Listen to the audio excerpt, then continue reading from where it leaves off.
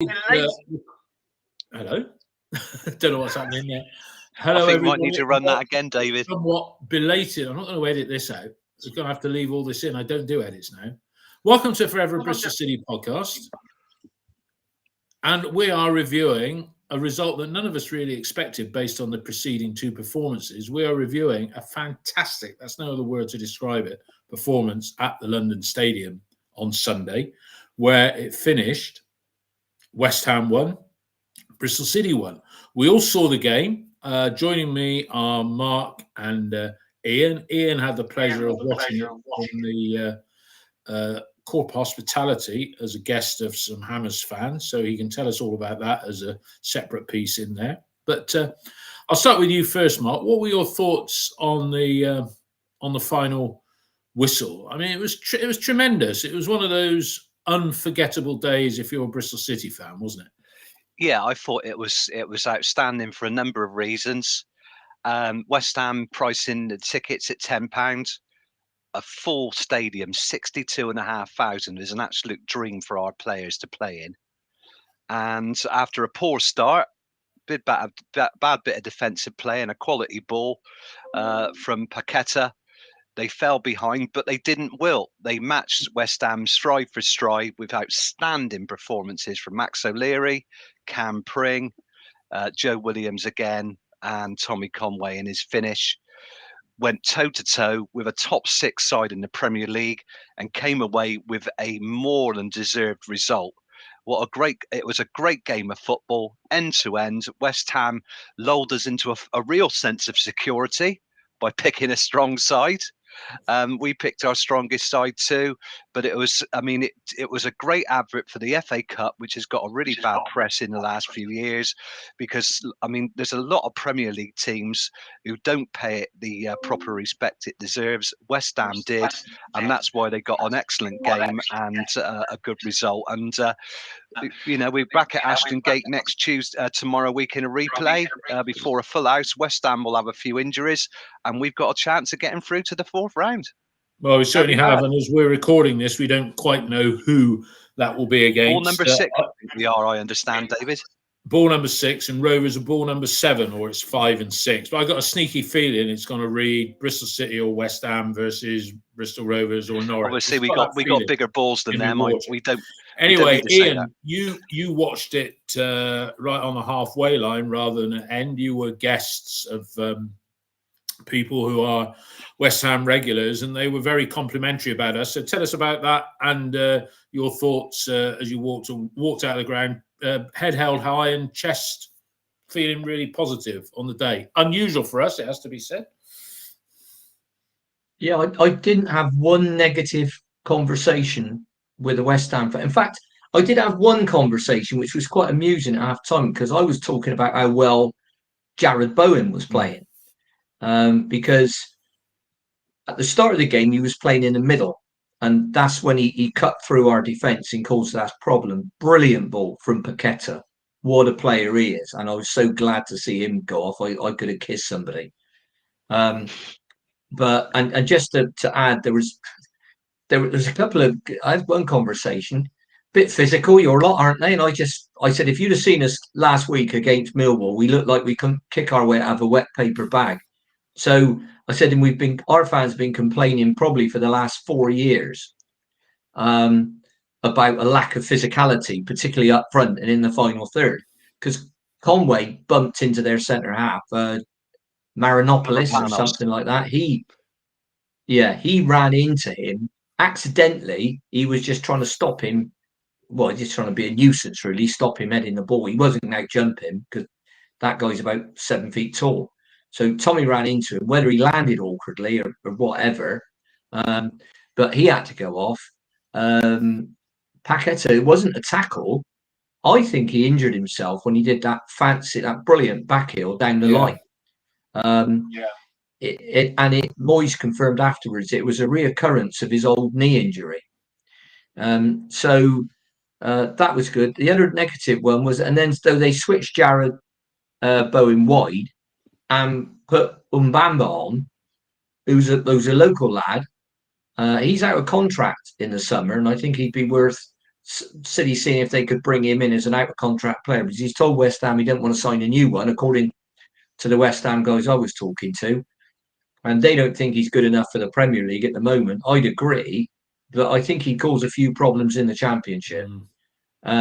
So he went in the middle. Bowen went out wide. Then you had Bowen and the right back, is it Kufal, on that side, and they were tearing Mehmeti and bringing a new one. I didn't realise how quick Jared Bowen was. Ball at feet. He's pretty blooming quick, and he was making earlier on when he was going down that right hand side. He was making Cam Pring look slow, and so we had a conversation about it. And I said, well, according to rumours, you were looking at him. They went, what, him? What, the left back?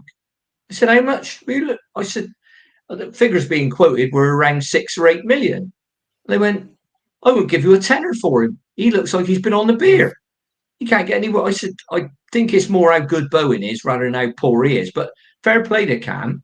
He kept battling, got hold of him. Mehmeti did the best he could. But Anis is never going to be a great defender, right? And like I said in the previous podcast, if you're picking your wingers on the basis of how well you defend, I think you're barking up the wrong tree. Joe Jordan said the best thing about wingers I ever heard when he said, I don't expect wingers to tackle like fullbacks, but I do expect them to get in the way. And both of our two were getting in the way yesterday as best they could. Okay. Because going down that right-hand side, and the big rick, I think, David Moyes made. Let me stop you there, Ian. Yes. This is what you put on Twitter last night. You were going to reveal on the podcast the mistake that David Moyes made. So I've been waiting all day to hear this. He put Bowen back in the middle. And it enabled Campering got a fantastic opportunity, basically because nobody moved out to that right hand side was going to stop Campering going down the line. And if he'd have scored that goal, I'm sure we'd have won the game. Definitely, yeah. But he didn't. Okay, and Max made some brilliant saves in the first half. So I suppose overall, the draw was a fair result. We got more than we would have expected to get from there. Mark, I mean the team, and don't forget the money for the replay. Which £250,000 with TV, maybe $500,000. Is it been scheduled for TV now? We don't know yet. We don't. But there's a good possibility, isn't there? Let's face it. With the choices.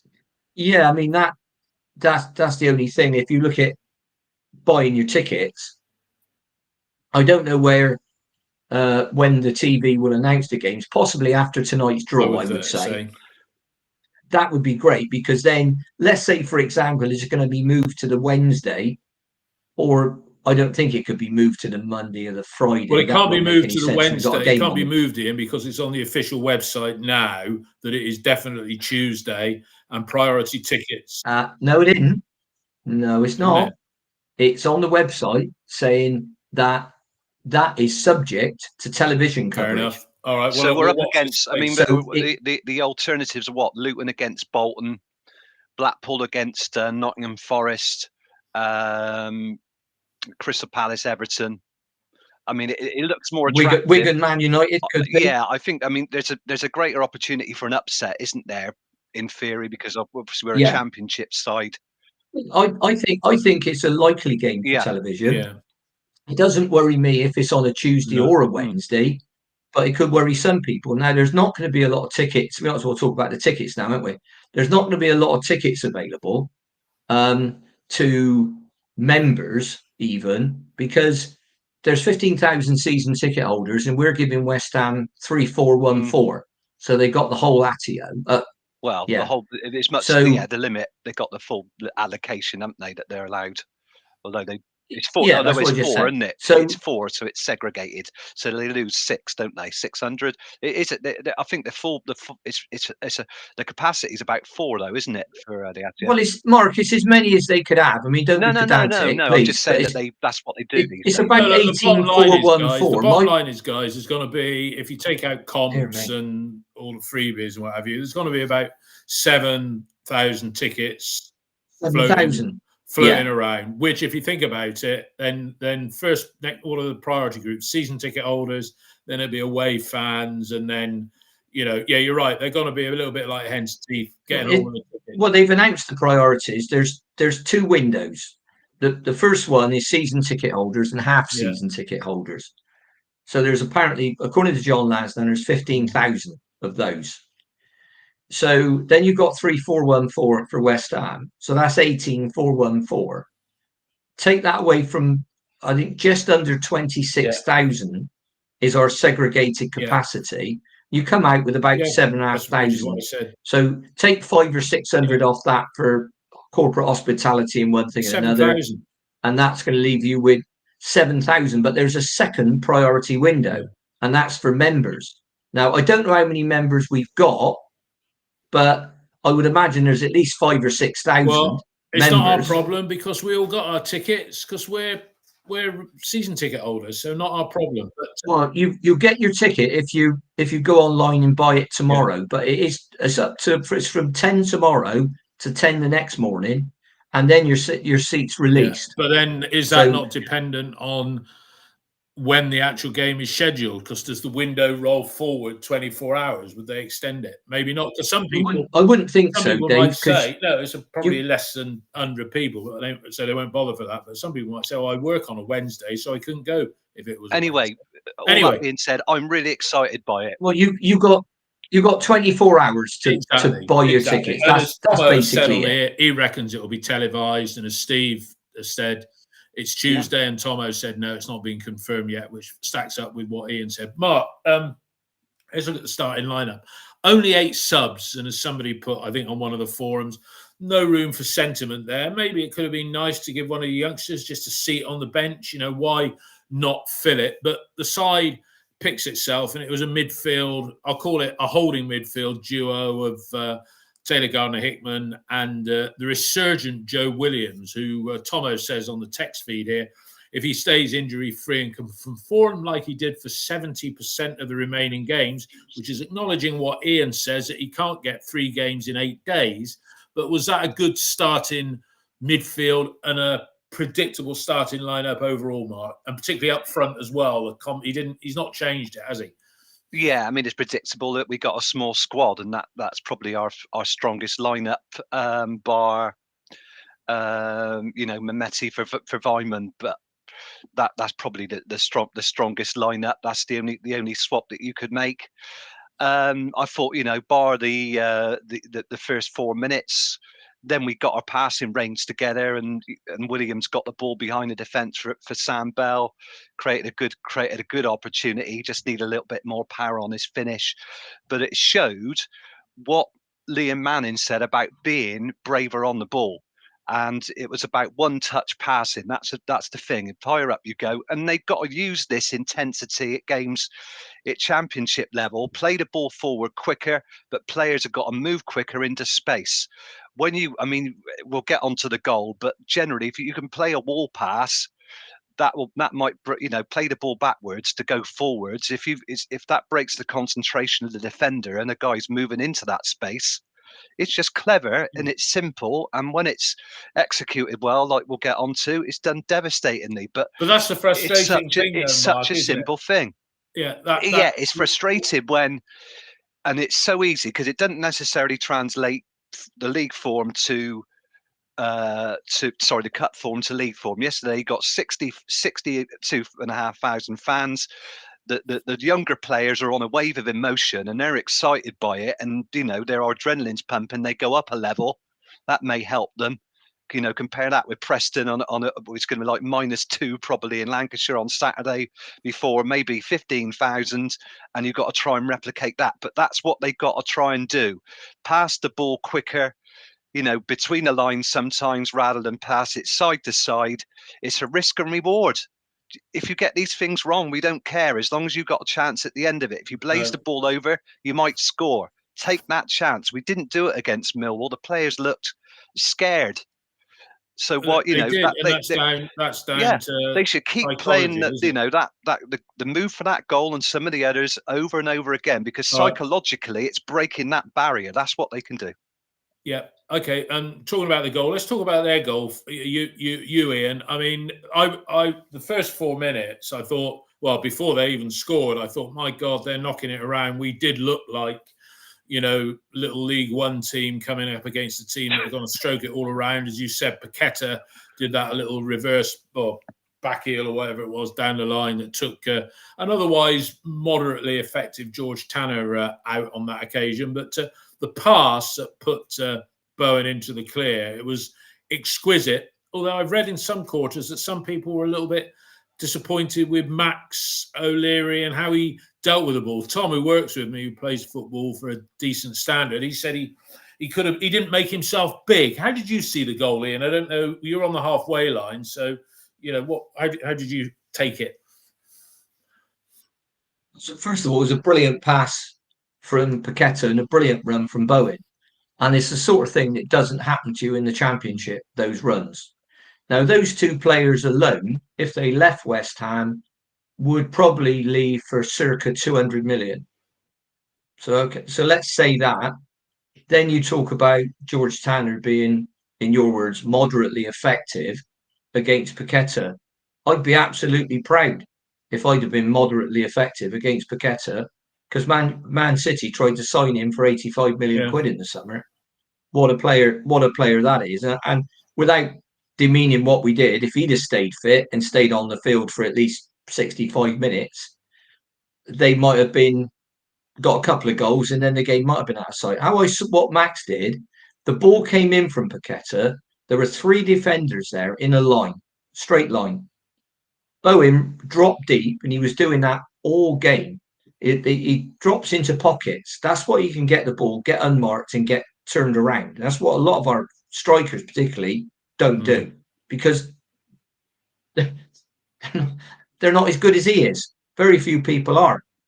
So he drops into the pocket, but then he's always looking forward, because Paqueta is such a top class player, and that's not that value, but the type of player we're looking for, someone who can play that pass. So at our level of Brian Tinian, right, who can see the run, play the pass. So assuming you've got somebody to make the run, he saw the pass, put it in, it was inch perfect. The weight was perfect. And he came out, and Max is in a quandary then. If he kept going on the trajectory he was going or went to ground, I think he'd have just wiped Bowen out. And it would have been a penalty and a potential sending off. That's how I saw it. And I've watched it on Match of the Day and slowed down and all the rest of it. And I just think you have to say it's a really good goal, and Bowen took his chance brilliantly. Yeah. All right. Let Mark have a view. So then you look at the saves that. Well, we can talk about those separately in the saves, because they're individual ones worthy of note. But Mark, your take on the goal, and Ian's just said, he could have got sent off if he'd have taken the man. Somebody, Bennis, said on the text feed here, looked like Dickey hadn't switched on because they were caught in a line, our defenders, and Bowen ran between them. But it was the perfect start for West Ham, and thoroughly deserved, based on the dominant display they showed in the 3 minutes leading up to it, because we really hadn't had a kick up till that point, have we? No, I don't think they were in exactly a straight line, but the problem was they weren't switched on. So if they were a yard further forward, they might have caught him offside, because that's the sort of ball that they play in the Premier League. So City were caught out. Max O'Leary did make himself big, because at the end he stood up. Bowen had to go round him, and he ended up kicking it through Cam Pring's legs. So he gave the players a chance to get back on the line, and it still went through Pring's legs. It was a very good finish from Bowen. So Bowen did well. The pass was great, because he's actually out on the left wing. He's actually out on the byline putting this ball in. He's not in the middle of the pitch. Brilliantly executed, like a tee to green shot near the hole. It was that good. But it's a brilliant run from Bowen, but you could slightly fault the defenders, because if you play in a straight line, they should be either a yard forward to catch him offside, or they should sit back deeper to make it harder for him to run into that space, and then his thought process is different. But no, there was nothing wrong with O'Leary's challenge. If he'd have slid in, he could have missed the tackle and he'd been sent off. But he slowed him down, but it was such a good finish that he put it through Pring's legs. Pring's falling backwards to try and block the ball, and it goes between his legs right in the corner. And Bowen is probably, I'd say, he's he reminds me of Keegan. He's not particularly graceful, but he's a lot of effort and running. He's got, like 150% every single game, and I think he's got a spot in the Euros next year if he keeps on playing at that level. He does I do? do. Yeah, they should take well. How much did they pay for him? How much did they pay for him? I don't know. It was only a few million. I think they paid about 16 million from Hull. Yeah. And where did he have a career of note before? He was with AFC Hereford before that. They picked him up on AFC Hereford. Hereford, yeah. We had a look at him when he was at Hereford, and we thought he was a bit slow. Well, shows what good coaching. That's true. What good coaching. But it's one scout's assessment, isn't it? That's the trouble. Yeah, I mean, you look at players when they're younger, and you don't think that they're necessarily going to develop into. Look at the number of players that have left big clubs, and all of a sudden they turn up somewhere else and they're a world beater because they've gone away. They put on like a stone and a half of muscle. Ivan Toney, classic example. He's a bit small to play up front. He couldn't get in Lee Johnson starting 11 at Barnsley, Ivan Toney. Couldn't he? Is that right, Mark? No, Ashley Fletcher was in front of him as a starter when they got promoted, because he left, didn't he, midway through the 2015-16. He had Josh Brownhill, Ivan Toney, Ashley Fletcher, another guy from Southampton. And Toney was on the bench. Toney went from Northampton, didn't he, to Newcastle, didn't make it there. Was it Scunthorpe United on loan when we were in the when we won League One? He went round a load of clubs before Peterborough bought him and moulded him into the player that he's become. The player he is. That he said. Apparently, he said, "I owe Brentford a lot," and as somebody said, but he didn't say, "And I'm going to stay with them through thick and thin if Arsenal come in for their offer." Right. Let's talk about the saves. I'll speak to you on these first, and there was 3 in the first half and 1 in the second, and 3 in the first half. Correct me if I'm wrong here, was the absolute stunner where he must have had concrete hands to not let the ball just flip through. There was another one that he turned around the post, and then didn't he have to save one from Cam? I mean, they were 3 saves, as Annie has said on here, Annie Harris, and you do a lot of posting on Twitter, Annie, so be interesting to have you on the podcast sometimes. Annie said Max more than made up for it afterwards, which he did with those 3. Best of those was the run with a strong hand, wasn't it? Yeah, because he was going one way and his hand went from the other. From Fornals. Ian. Yeah. Well, you've just described him, Dave, really. But yeah, it was a great save with a strong hand when his body was going the other way. I mean, most times the keeper would get a hand to it and it'd bounce off his hand and go down into the net or up into the net. But he got a really strong hand to that, Max. Fair play to him, because he had no right to save that. The second one from Ward-Prowse was a shot after some good play on the right flank again, and it was arrowing into the bottom, Max's bottom right hand corner, and he got a strong hand to push it out to the side. He didn't hit it out in front of the goal; he hit it out to the side.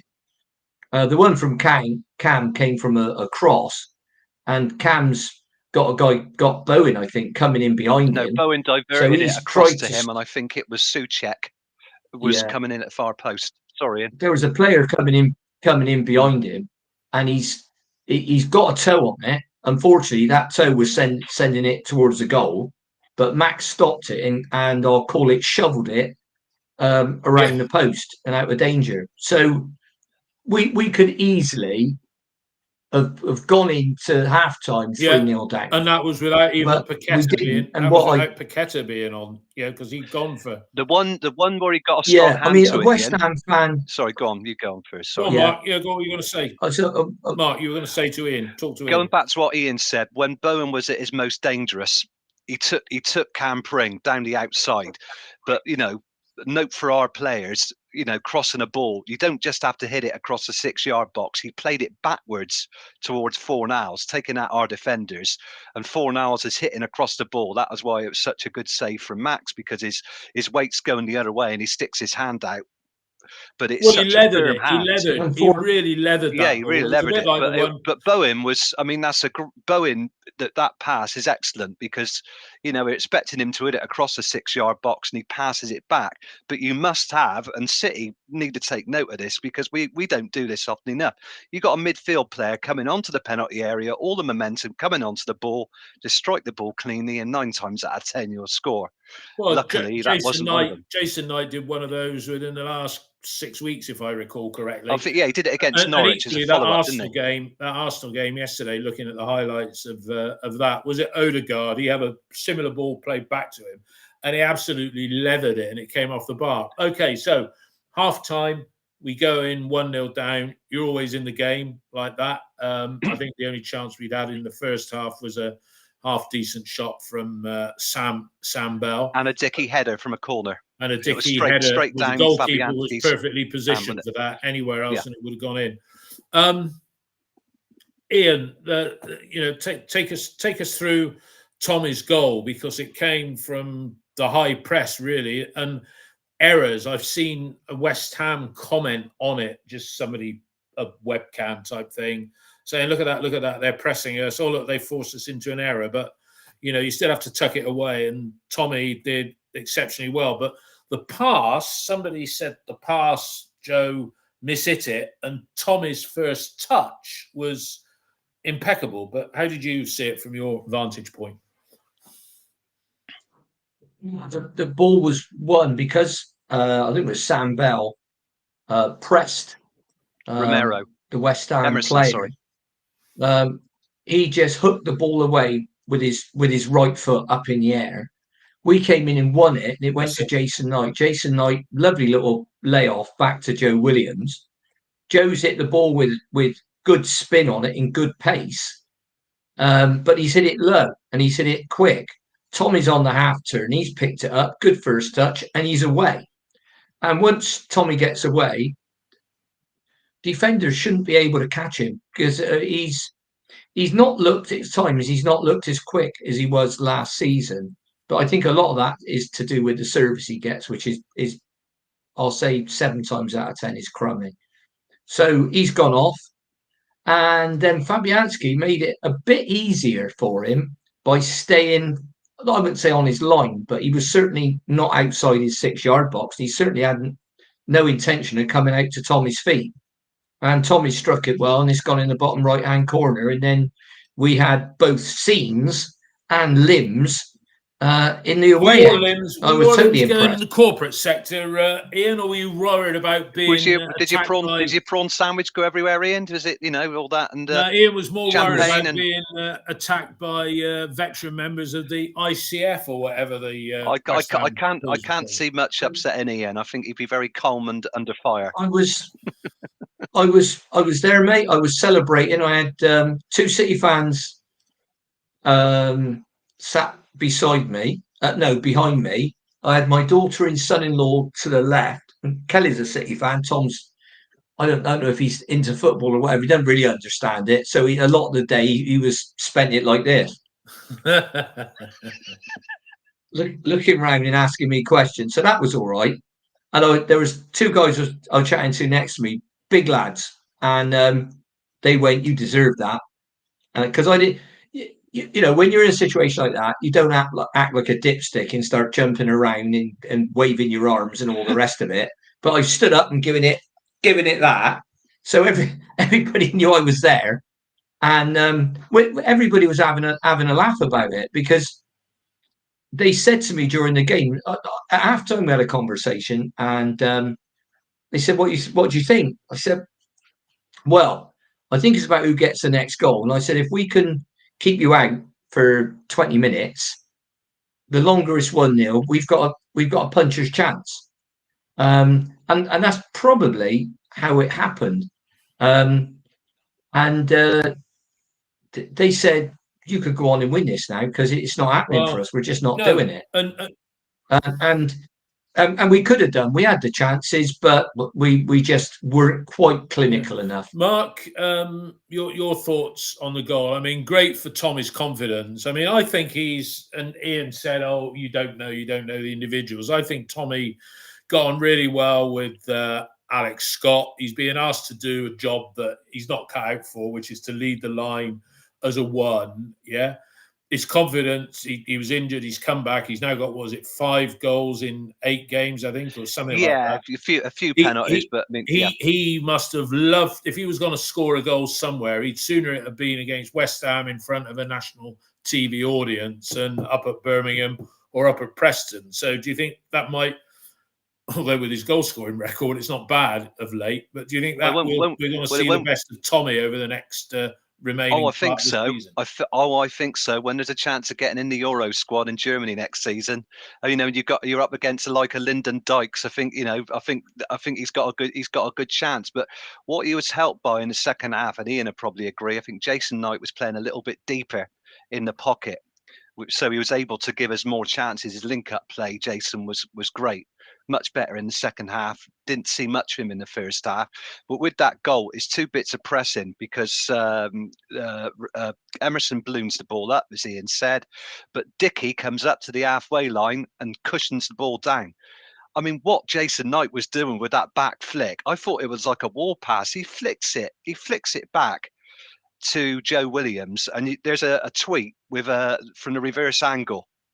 It's great, so you can see it all, from behind. Obviously that's what reverse means. Yeah, stating the bleeding obvious again, Sybil.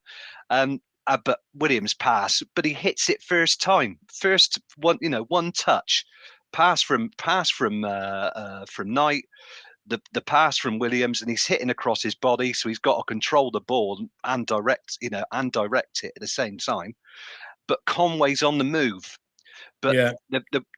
But ordinarily, the pass would be too powerful for him. It could go past him. So his touch to take it in stride. Yeah. Then he's gone past Suma.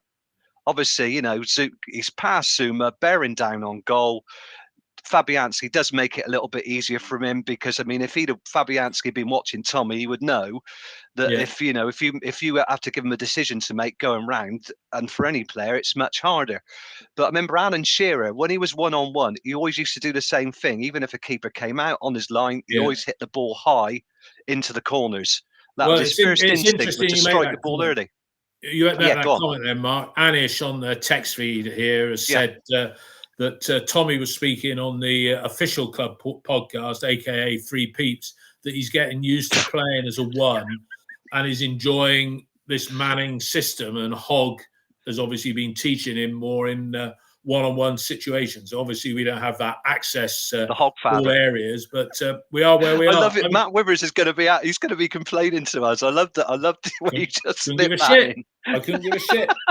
Ian, you said we had chances in the second half and didn't convert them. I mean, was that would Cam have been disappointed that he sent that one wide of the post? Because that seemed quite a clear-cut chance for me there. Yeah, I think so, because he struck it quite well. It wasn't like he sliced it and it went right up in the air, 30 yards wider. It went off the side of his foot. He struck it well, but it was just wide of the target. And I think if he'd have hit it, because Cam can strike a ball, he hits it quite well. But I mean, it just went wide. But I don't think we worked Fabianski overly hard. I can't remember him making an outstanding save in the whole game. But Max made another one in the second half where there was a knockdown from a corner and a bit of a kerfuffle. And the lad they brought on to replace Paquetá, who was playing centre forward when he came on, Mbamba or Mbumba or something like that.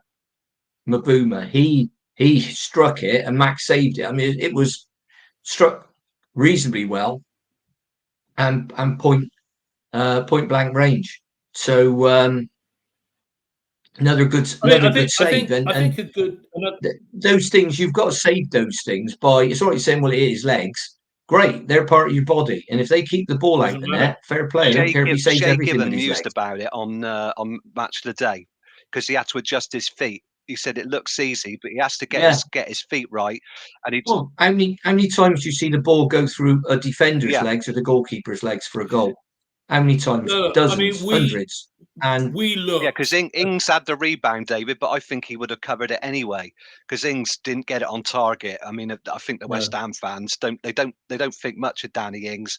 He shanked it wide, but I think Max would have been down to save it anyway. But his instinct, his reflex saves yesterday were great. I mean, James Ward-Prowse, that shot. I mean, he could have come to collect the ball because the defender's looking at him. The ball span up in the air, I think, from a rebound, and he didn't come to get it. And then Ward-Prowse just hits the ball early. But like Ian said, he's down so quickly, but he's got such strong hands. There's no chance of a follow-up. Yeah. That's a sign of a good goalkeeper. Yeah. Well, I think he's banished all requirements to maybe have a goalkeeper as top of our shopping list. We'll talk about transfers in a minute. Ian, you like to be good on the statistics, and it's a measure of how far we've come. And I think this is reflected in how strong we were in the second half. But to come up against, and we're not a possession-based side, or we weren't under Nigel, but to get 43% possession, 11 shots, 5 on target, in the game, that's pretty damn good, really, isn't it? And I mean, West Ham had 17 shots, 4 on target, so they had more, but double figures away from home, we wouldn't have dreamed of that. Well, even 2 weeks ago. I think it shows. One of the when I was talking before the game, one of the guys said, "What do you reckon you'll do then? You'll park the bus." And I said, "No, not with this coach. We won't, because that's not what he wants to do, and it's not how he wants to play. So it wouldn't matter who we were playing. We try and give him a game of football." Right. And after about 4 minutes, when the goal went in, I thought, "Oh dear me, here we go." But in fairness, we kept playing the same way, and they started to get a bit frustrated. Now, they had far better chances in the first half. Let's not gloss over it. But I thought they were. They began to this phrase, "we demoralised them with our football." I think they were surprised at how we played and how well we played that style. Now, we didn't get it all right, but by a country mile. But it was, I think, it was really a quality performance in the second half, and the game wore on, and you start to think, well, are we going to get an equalizer? And when we got the equalizer, we got more confident. You could see the belief spread through the team. If it wasn't there to start with, and it certainly a lot was, but let's say the belief went up from 80% to 100%, and you thought, we can really. We can do this, and the West Ham fans around me were saying, "You're going to win this." Yeah, and we can see it coming. My approach to the game was very on a hide into nothing here, and feeling very downhearted after the performances against Birmingham and Millwall, and it just came as a surprise, and it shows what can be done. And it's all about belief and behaviours, to use Liam's phrases, and what have you. Behaviours, right? Yeah, looking at the ground while I'm saying it. Right. Mark, Right. VAR. Yeah. VAR. Yes. And a referee. Yeah, I'll have Did we have one with VAR? Ice. Was it in action? Yes, it was. It wasn't our first game with VAR because somebody asked me on the fans forum, because we got the bad end of that against Sheffield United in 2021 when Alfie Mawson was sent off for handball on the line. Oh, I remember that. Yeah. So I think that was probably the. I didn't realise we had. I didn't realise we had VAR for that it's game. A stupid thing. I mean, I can't understand if it's either it should be one for all. But if you're playing a Premier League team, of course, VAR is there. You VAR. I think if the only things they would have looked at, and they didn't mention this on the commentary, was a couple, the aerial challenges when Mavropanos went down, and I think Souček felt Cam Pring's challenge as well, didn't he, early on? That was right in front of me. There was absolutely nothing wrong with it. No, I mean, and he was okay about it. They weren't complaining. They got problems in the for the replay, David, because Jared Bowen looks like he's rolled his ankle. Mikel Antonio, he's aggravated an injury in warm weather training. They got Kudus out for a while. Another guy on African Cup duty. So They'll have a few players out for the replay. Well, and the Won't other be thing, easy. I didn't realise, is there no Premier League games this week? Have they got like? I don't think so. winter Yeah, they're break? on a break, aren't they? That's correct. Yeah. So they're not. They gonna would have got a look. Yeah, they would have got a they long were- they're break, off for- but for the replay, they've got. They're off for warm weather Yeah, training they'd have got a 2-week break. at the moment. Yeah. Yeah, but they won't have a 2-week break now, No, will they? it's a Because 10-day. the No, replay's well, next week. It's disrupted them. Ian, what did you think of the referee Yeah. yesterday? I thought he was quite even-handed. I didn't see any Premier League team bias from my perspective. No, not at all. But yeah, they all try and let the game run, which is, I prefer they do that. And what you're going to find, like all things in life, some people are better at it than others. But the Premier League referees should be the creme de la creme. And they've got all the toys and gizmos to help them out. They've got the goal line technology we've got in the EFL, and they've got VAR as well. Now, I don't think we've got the technology at Ashton Gate yet to have VAR. So my opinion on VAR in the FA Cup is you either have it at every game or none of them. And I mean from the third round onwards. I'm not talking about when, Chudley United played the dog in duck in the 14th round.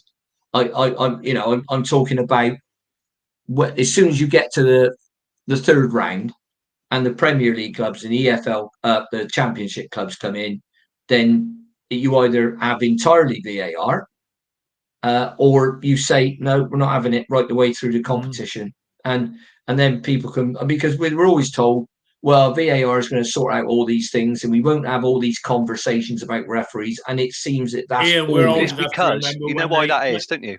Sorry, go on. All right, it's because VAR. Well, this is obvious. It's another layer of refereeing. We thought, didn't we, technology would be instant. We thought we get instant decisions. I think the main problem is the referees are having some responsibility taken over away from them. It's almost like, this is just my analogy, you get a judge directing the jury in a case. If you've got a jury, let them think for themselves. If they're going to be directed, they're obviously going to they might change like their anything. We're old. You're younger than us, Mark. Not by that much. A little bit, yeah. But Ian and I, when computerization came in, you just replaced one lot of manual tasks with a different set of other things to complicate it. But there we go. Well, you've only got to look. I mean, to talk about, Horizon, but there you go. We didn't talk about Tommy putting the ball in the back of the net because that was a very late linesman flag. It seemed to go on for an age before. Well, they got this thing, haven't they? There's a reason for it. I think we can argue it because, of course, some decisions are marginal. You stick the ball in the back of the net, and then they make up their mind because they're 9 times out of 10 it's offside. But if it's at one time where he's just slightly behind the offside line and you put it in the back of the net, then it's a goal. But this one, it's because it was like 6 yards offside, but that's the instructions. Those are the rules. So we just got to live with it. Yeah. Matt Moore has said on here, Zach looks like he was born to play Manning ball. Ian, our central defenders, as a back four, and I know you're a staunch supporter of Tanner and he didn't look out of place yesterday either, but we were up against a side that's in the top 6, probably their real positions, probably about 8, something like that. But they're there now, top 6 in the top league in Europe, and we didn't look out of place at all, really, did we? None of those. I know Paqueta going off made a difference, but we looked solid. Once we got up to the speed of the game, and it took us about 10 minutes, I think. The game was happening around our lads to start with, and that concerned me. But we kept believing, kept doing it, kept passing the ball, and that's the way we're going to play. And anybody that says, "Well, I don't like it," we ought to lump it and we ought to go further, you're going to be ever so disappointed under this bloke, because that's not what we're going to do. And he will bring in players that can play in that style, including if he brings in a forward, and we are looking for certainly an attacking midfield player, and we've got bids out there, and we're looking at players that can play. So we're not going to go out and get head on a stick. It would be a striker that can play in that way. So a guy that can get in behind, make the clever runs. Tommy makes really good runs. He's been really well coached through the academy, and he makes really clever runs. At the moment, we haven't got the guy to give him the ball at the club. We just haven't got one. Jason Knight's not that guy. Joe Williams isn't normally. So who else is there? I suppose you'd say Cal Naismith is a good passer of the ball from midfield, but he's rarely available. So, but no, I think if we make signings, and I think we'll only make 2 unless someone goes out. And people have been speculating about people going out and all the rest of it. Do you think? Let me ask you this question, Ian. Do you think? Let's say Tommy gets let's say we get a draw at Preston. We'll talk briefly about Preston before we wrap up, very briefly. But let's say Tommy scores against Preston, gets a worldie against West Ham that proves to be the winner.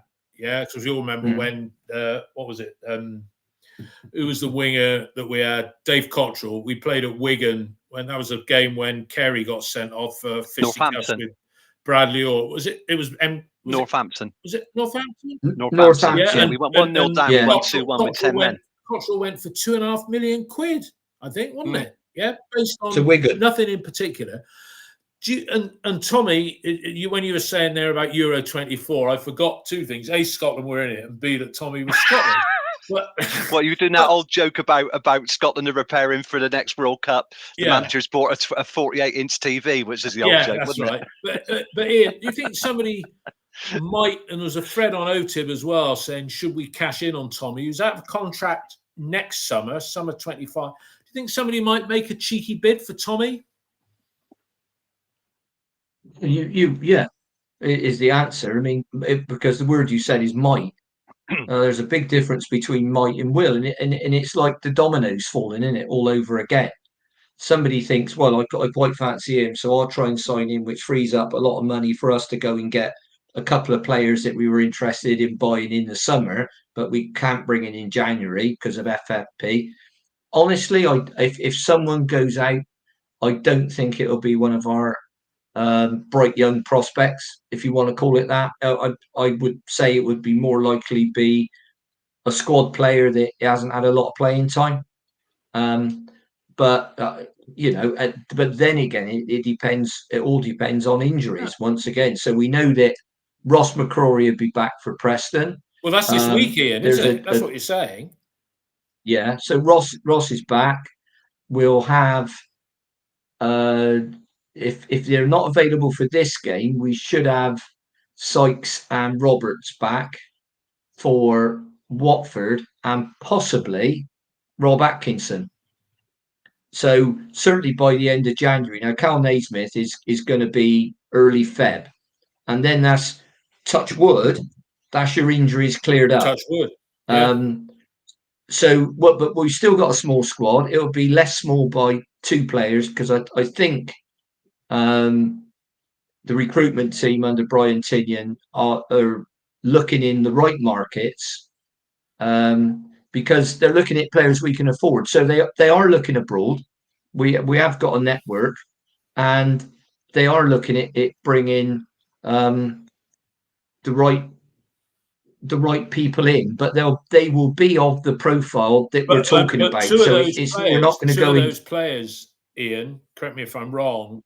Finn Azaz, he elected to go to Middlesbrough, and I've only been to Middlesbrough twice. I'm talking about not to the. Well, I haven't been to the Riverside. Went to old Ayerson Park. What a hellhole Middlesbrough is! But he elected to go there under Michael Carrick. Michael Carrick. And then hasn't some other player gone to Stoke under Schumacher? Luke Cundle. Yeah, going back to Middlesbrough. So Cundle's gone to Stoke. So that's 2 players. Well, we were never, just to say that we were never in for Cundle. It's just speculation. All right, but so Plymouth he played 13 games for Plymouth. 11 of them were as a sub. You couldn't get in Plymouth. Okay, so that's not a big thing. With Azaz, what might have smoothed the path, of course, is that I think it was Aaron Ramsey and Cameron Archer, of course, were both on loan from Villa to Middlesbrough last season. I think Ramsey went to Burnley. Yeah. And of course, Cameron Archer's gone to Sheffield United. That would have helped. And if you were looking at it, as a layman, Middlesbrough look like they're not a parachute team, but they look more of they look a better proposition, don't they, than Bristol City in terms of their squad strength and ability to get in the playoffs. So, and I think it was $2.5 million they paid for him. I don't know if we'd have paid that much, but we were in there and they beat us to it. So just got to move on. It was all. I can tell you that it was all, everything was agreed, fee, wages, all that. The lad just wanted to go to Middlesbrough. I suppose based on, as you say, what you were saying is Cameron Archer told him it was great there, and everybody said it's fantastic. And Carrick's another one of these bright young English coaches who's got a playing record with Man United, so maybe it was the draw of the manager. That makes no difference. He's done well. I think. Well, if you look at the way the football market's going now, nobody wants a manager anymore. They want a head coach. Millwall have done it. Plymouth have just done it to replace. Stoke have done it by getting Schumacher from Plymouth.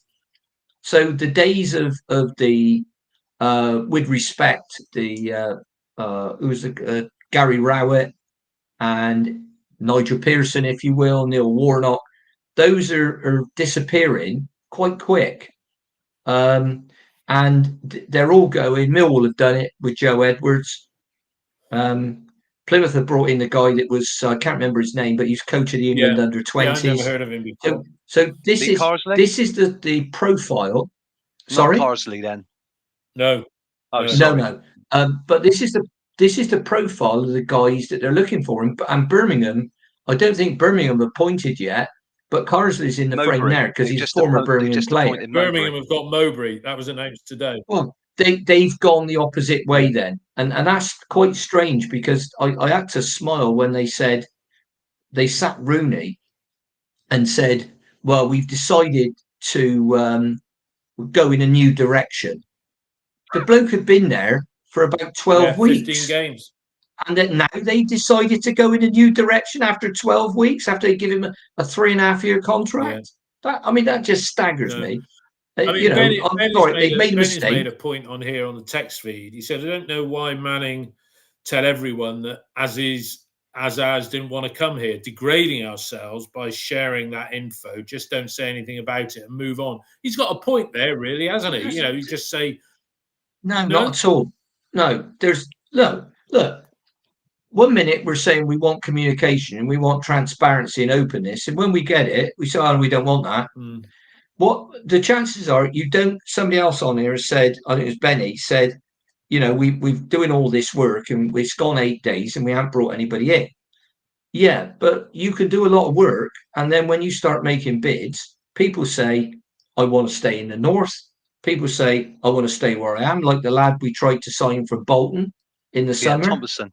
I think my future lies here at the moment, and that isn't disrespectful. That can be viewed as either loyal or you look at Borough. Borough have been in the Premier League. Borough have got a lot better recent history than we have, and for all you know, Azaz is from London, or he's born in London, but he's been at Villa since he was about 8. Yeah. So, for all you know, is Mrs. Mike come from Newcastle or something like that? So we don't know. There's lots of reasons. We don't know any. Yeah, and the other thing you've got, of course, he's got agents, talking in their ear as well. You just can't do anything about. No, there's lots of different factors. The club, like Ian said, the club won't get head on a stick. They want players that meet certain criteria. They're not just going to get players for the sake of it. You might not see anybody coming in purely because it doesn't meet those requirements. Talking about players head on a stick, Kiefer Moore, I think he played for Bournemouth at the weekend actually, but is he a player? Yeah, he played and scored. But Mark, do you think he's a player that would add any value to the side. You know, there's some horse trading to be done because they owe us money for Scott in instalments. You know, Yeah, I wouldn't look at it like that. It's whether would you welcome him if he were to come? He could play. It would add a different dimension to our play. Whether Liam Manning wants that type of player, but what you got to remember is that he was lined up for a move to Millwall and he turned it down. He didn't want to go there, so they obviously agreed a loan fee. They'd agreed the wages. I wouldn't imagine Millwall playing all of it. What's he got to be on? 50 grand a week, 40, at least 40, all of that, 40, 50 grand a week. City aren't going to be able to afford 25 grand a week. They'd have to pay. They could only afford 40% of Here's his another wages. thing. Stick with you, Mark. So the transfer window's open. There's not a great deal happening, but one move, I think it's gone through, and it's our friends up at Hull City. There's talk of them signing on loan from Liverpool, Carvalho, ex-Fulham player. Carvalho, ex-Fulham, yeah. The ex-Fulham player. And somebody said they're really going for it because they'd have a front four of Carvalho, Tufan, there was another Connolly, player. And Twine. Connolly, Aaron Connolly, who scored against us, and Twine. Yeah, there was that. But I think there was 4, excluding Twine. Mm-hmm. Do you see? Well, they're looking at a guy. They're looking at that little winger who scored against us for Burnley as well. I can't remember his name. Manuel. Manuel Benson. All right, Manuel Benson. No, they were linked with him as well. And with Twine, maybe a marginal player. Mark, and I'll ask the same question of Ian. Mark, do you see somebody like Twine being a Liam Manning type player, and where would he fit into our side if he came? Or Ian shaking his head. So I'll take your left side of a front three. He played from at MK Doms, but is he good enough? He didn't look that good against us, really. He was very one-dimensional. Don't think he really got in the game apart from Burnley want $4.5 million for him. He's on loan. We're paying that then.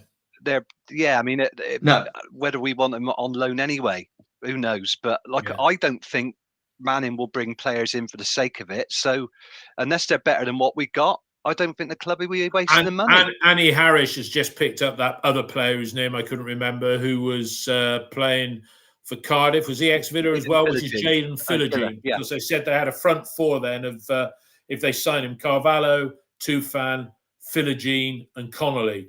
That's pretty tasty as a front. Benson can hit a ball. I mean, he scored a worldie against City, and he scored a few of them last season. Has he just fallen out of favour at Burnley because I haven't seen him in any first 11? He's not good enough to play in the Premier League. They got him from Belgium, didn't they? I mean, he got a massive turnover of players, didn't he? Vincent Kompany last season for peanuts. A lot of them. If he came in and say you were going to play him instead of Anis Mehmeti, then he might be decent at that. But I mean, he doesn't strike me as a sort of player who's what I'd call workman-like, and he's going to do any tracking back at all. At least, Anis tries to do that. He's not good at it by a long way, but he is improving, and it gets him into the game more. But I think Liam Manning rates him. He said he rates him. So I mean, it's not me thinking it. He's actually said it. So I think it would be, but no, I think the guy at Hull is prepared to pay big wages. Now we'll see how that. They're going for it. Well, it's about going for it. He's got Twine on loan from Burnley, so can he take a second one in there? And whereas the Benson normally plays on the right, although he's left-sided. So.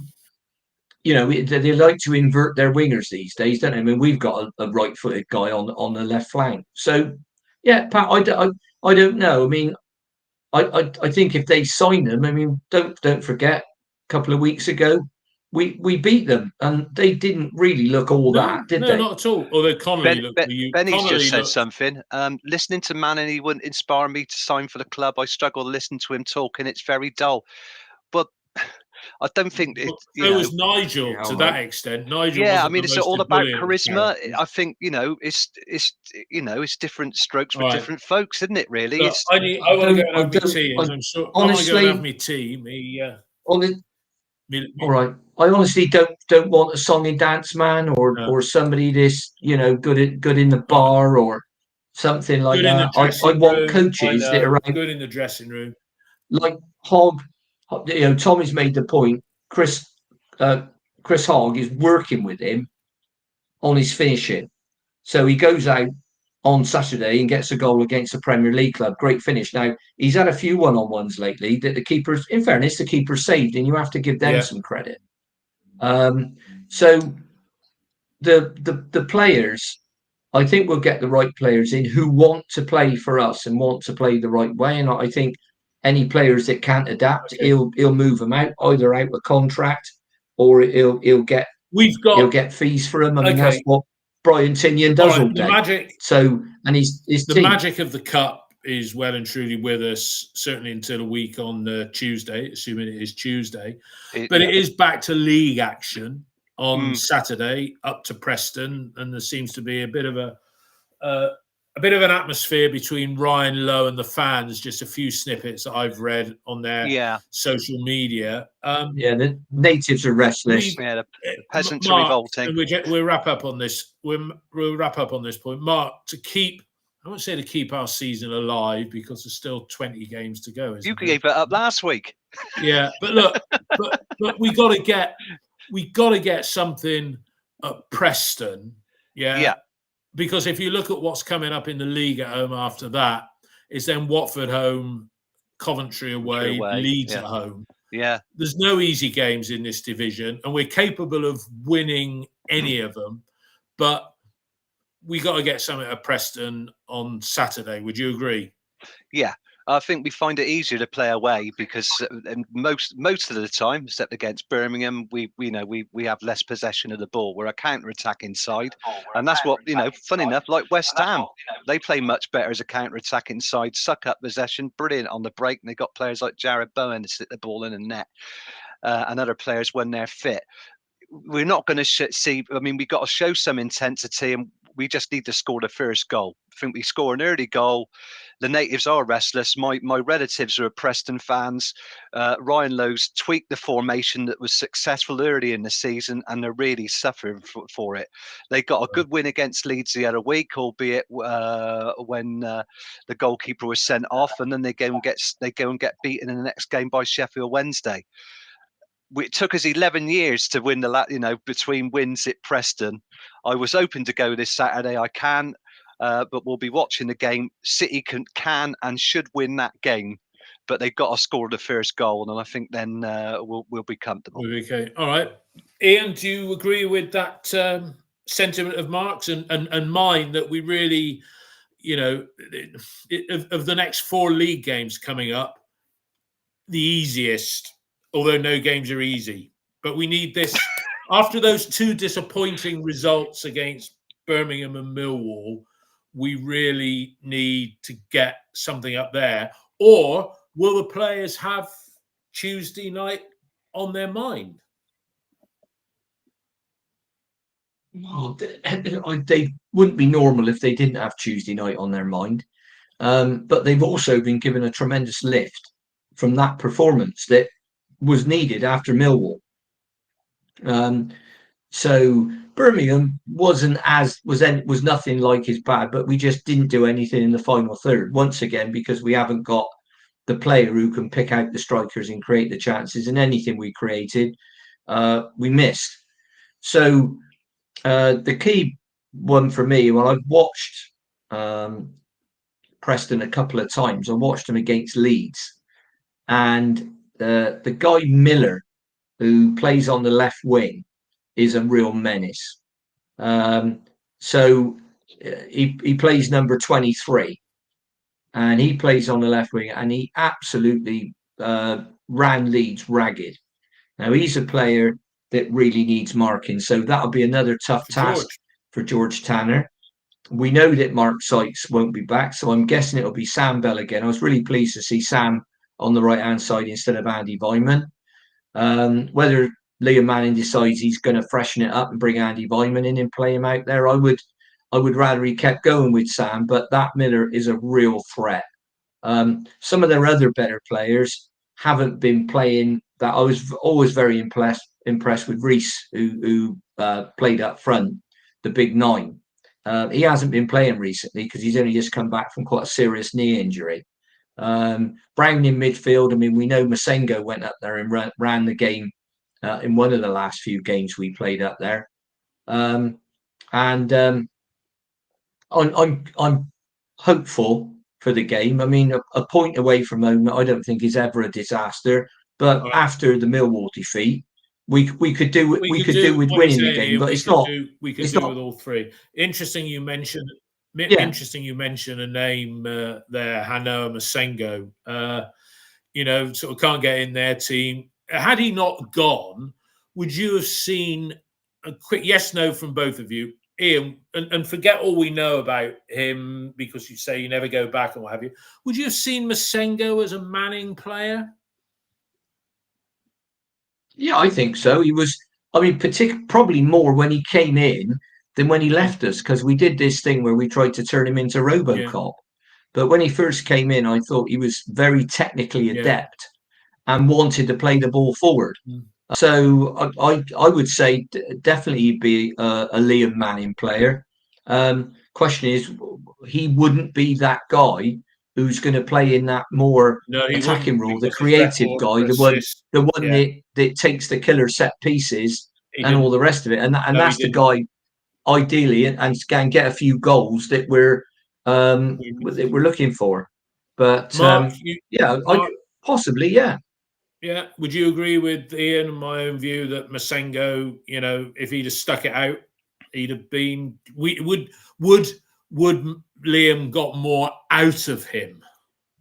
Possibly. I mean, the problem was based on his performances over 4 seasons, that was the problem. But I think he needs to play in a team that want to get the ball forward more quickly, and we could see that. But he got 2 assists, didn't he? No goals in just under 3.5 seasons, because he went out to France, didn't he? To Auxerre. At the end of last season. So yeah, he's a player that could get the ball and needed an option to get the ball forward. The longer he dwelled on it, he got caught in possession too often. But when he started it, he was about a stone lighter. He wanted to be. When we bulked him up, he just didn't seem the same. He looked a will-o'-the-wisp. All right, we need to. And he played on his confidence, but then we seemed to suck that out of him, and he disappeared. We did. There you go. We did. Ian's just said on the text feed here, that's our Ian who's replying to somebody on there. Loans are on the table, and we're working hard and have bids out there. Prems prefer, but loans if not. Of course, Ian, just final point from you. The money, the TV money from the West Ham game, let's call it, would I be right to assume incremental into the budget? £500,000 if you include gate receipts and TV? Well, do you mean the TV money would be about 100 grand to the home team? And they split the gate is split 3 ways, isn't it? Yeah. Yeah, it's split I think it's 45-45-10 with the FA getting 10%. That goes into a pool that we get some money out of, you get a share of. Yeah, prize money. At the end of the year, all the clubs do. So we got 45%. Bear in mind that the gate, that won't include any commercial revenue, hospitality, anything like that.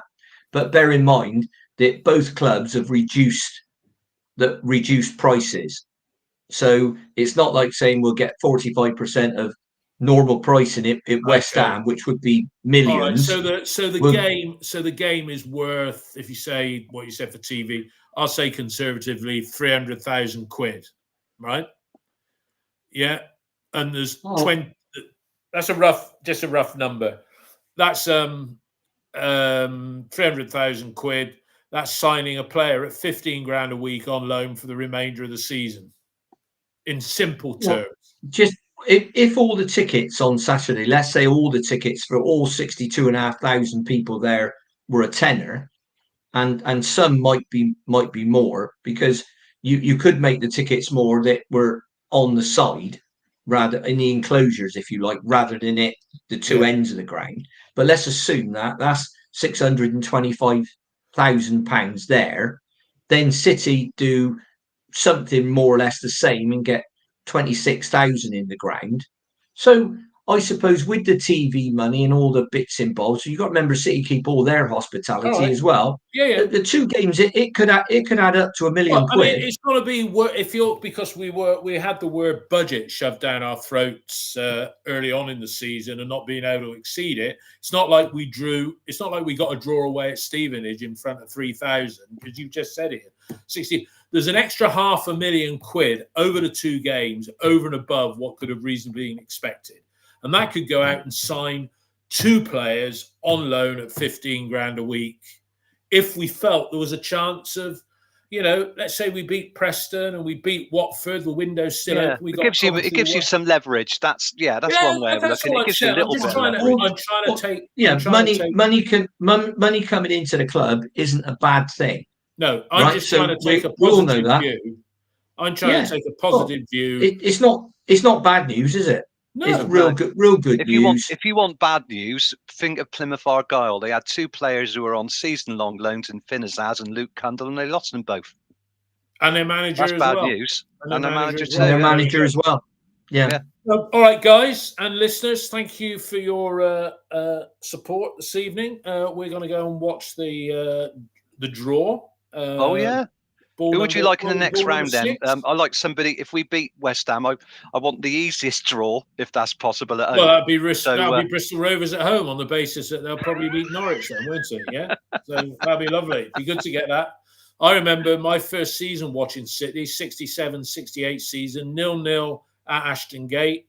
And I stood over where that's where the Dolman stand is now. The only time I ever watched a game from that side, before the Dolman stand was built, and I was stood over there, 39,000. Then more recently, I think it was 83, 84. It was a draw at Ashton Gate again, and then Martin Hurst got a winner. Is that right? Around about 84. No, Martin Hurst got the winner in the 83, 84 one at Eastville. Tom Ritchie scored. We went 1-0 behind to Archie Stevens. Tom equalised after Terry came on. So that wasn't on a replay. That was just a no. Then we lost the following season. We digress. It's tea time. Thanks everybody for listening, and we'll be back. We'll be doing our recording of our Preston review episode at 6:00 on Saturday evening on all podcast platforms, so you can sit down and listen to it on Sunday morning over breakfast. But thanks for your support, and have a good week, and let's hope we get a decent draw. All the best, everyone. Bye now. Bye-bye. Bye now. Take care. Bye.